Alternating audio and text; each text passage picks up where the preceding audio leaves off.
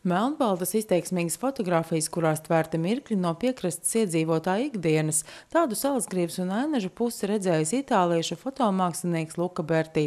Viņš dzīvi laukos un tieši piekrastē dokumentējis arī Skandināvijas valstīs un pirms 2 gadiem pirmo reizi atbrauc uz Salacgrīvu. Atbrauca uz Salacgrīvu, lai dokumentētu lauku ainavu, lauku cilvēkus, jo viņi īpaši interesē, kā dzīvo un strādā lauksaimnieki un arī zvejnieki.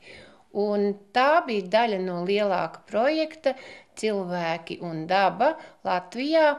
Un tā bija daļa, kas bija veltīta tieši Salacgrīvai, un tā tapa šīs izstādes fotogrāfijas, un daļa no tām ir ainavas, daļa no tām ir portreti. Zvejnieki, arī pensionāri, kas strādā savos piemājas dārziņos, jauni cilvēki, Salacas upe, jūra, osta. Un tā šīs fotogrāfijas aizceļoja viņam līdzi uz Kopenhāgenu, un tur viņš pats savā darbnīcā attīsta fotogrāfijas no negatīviem, jo viņš praktiski nestrādā ar digitālajām fotokamerām.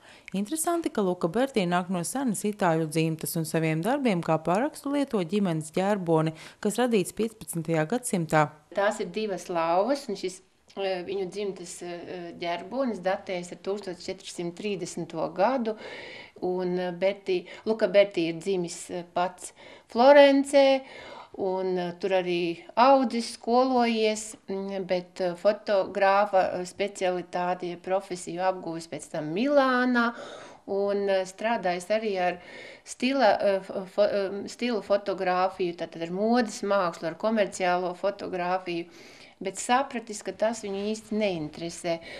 Un viņš sapratis, ka viņu vairāk interesē, var teikt, aizējošie laiki un pagātne. Varbūt tas ir tādēļ, ka viņš ir dzimis un audzis Florencē, kur ir klasiskās mākslas šūpulis. Un tā arī ir ar šīm fotogrāfijām. Tādēļ viņš sapratis, ka tādi dokumentējami materiāli vairāk ir dabiskāki, pieejami laukos.